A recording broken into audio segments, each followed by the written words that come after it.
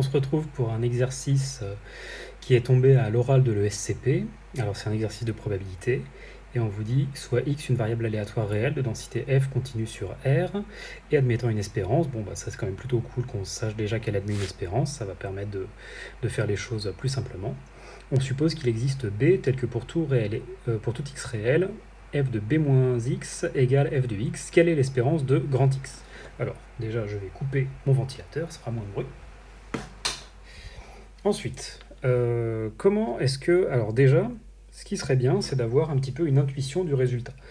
Bon, si vous avez que pour tout x dans R, f de b moins x est égal à f de x, si vous prenez par exemple b égale 0, ben vous retombez sur quoi? Sur f de moins x qui est égal à f de x.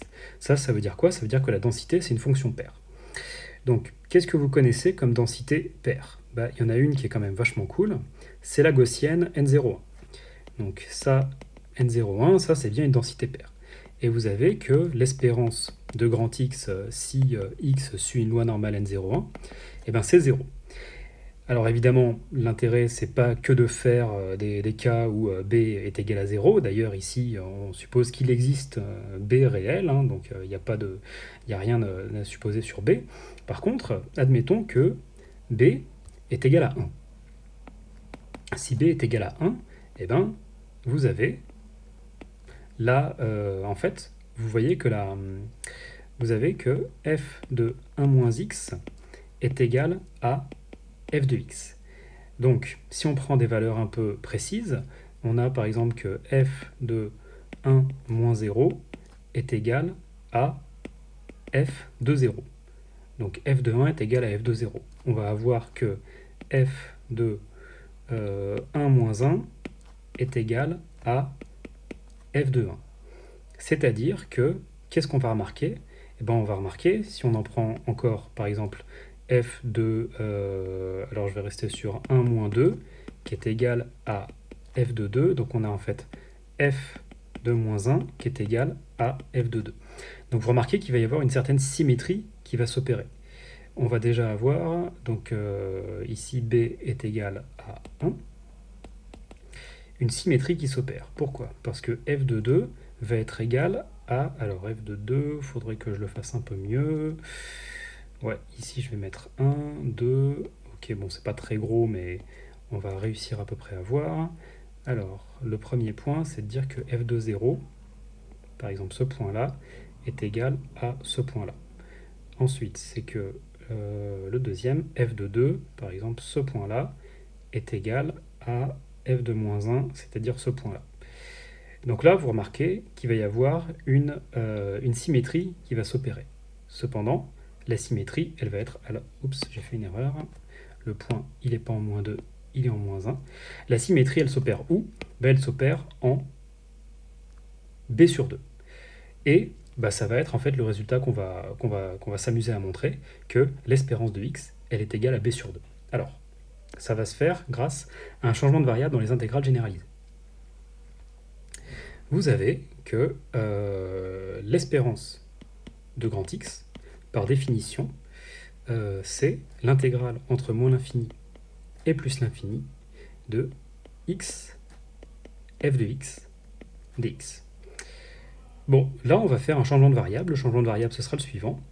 On va poser, alors je vais plutôt prendre ici y, de toute façon vous savez que les variables sont muettes, donc j'ai tout à fait le droit de prendre y, je vais prendre y qui est égal à b moins x. Alors, si y est égal à b moins x, ça veut dire que x est égal à b moins y. Donc, là, si je reprends ici, que dy, c'est égal à moins dx. Là, je fais mon changement, mon bloc différentiel. Ensuite, ce changement de variable, il est décroissant. Donc, vous allez avoir un moins qui va apparaître dans les bornes. Enfin, c'est-à-dire que c'est pas vraiment un moins qui va apparaître dans les bornes. C'est-à-dire que là, dans votre première intégrale, vous avez y qui varie entre moins l'infini et plus l'infini. Et en fait, b moins y, il va varier entre plus l'infini et moins l'infini. Donc évidemment, on n'écrit pas un truc comme ça n'a pas de sens. Et enfin, je pense que je vais faire le changement de variable, ce sera peut-être plus simple à voir. Donc le changement de variable de moins l'infini à plus l'infini de y, f de y, dy, ça va donc être le changement de variable entre plus l'infini et moins l'infini de quoi? Bah, je vais remplacer mon y. Y, je remplace par b moins x. J'ai quand même pas fait ça pour rien. Ensuite, f de b moins x. Et j'ai dit que je devais remplacer dy par moins dx. Donc, moins dx. Ok. Bon, là, il y a plein de choses qui vont pas. Déjà, ce truc-là, enfin les bornes, on va les remettre dans le bon ordre. Donc vous savez que si on les remet dans le bon ordre, il faut que alors si A est inférieur à B, eh ben, l'intégrale de BA, c'est moins l'intégrale de AB. Donc je vais les remettre dans le bon ordre. Ça me fait donc moins l'intégrale entre moins l'infini et plus l'infini de B moins X F. Alors f de B moins X, du coup, ben, j'ai juste à écrire que c'est f de X. Et le moins dx qui est ici, eh ben, je vais venir l'annuler avec le plus dx, avec le moins de début de l'intégrale, pour avoir ça. Donc, vous avez que l'intégrale entre moins l'infini et plus l'infini de y dy, ça je vais remplacer par dx, parce que comme je le disais, la variable est muette, hein, ça n'a aucune importance de prendre dx ou dy, est égal, alors si, ça par contre c'est une importance, à l'intégrale entre moins l'infini et plus l'infini de ce truc-là. Alors, comme on sait que x admet une espérance, eh ben, cette intégrale, on peut la couper en deux. On va donc avoir moins l'intégrale plus l'intégrale, comme ça, de f de x dx, moins intégrale, moins l'infini plus l'infini, de x f de x dx. Donc, vous oubliez ce truc au milieu. Vous remarquez que ça, c'est égal à 1, parce que là, on est juste en train de prendre la densité entre moins l'infini et plus l'infini, d'une variable aléatoire de support R. Donc, vous avez quoi? Eh bien, si ça, vous appelez ça grand A, ben en fait, vous avez que grand A est égal à B moins grand A. Donc, évidemment, ça vous fait que 2A est égal à B, donc A est égal à B sur 2, c'est-à-dire que ça, c'est l'espérance de x.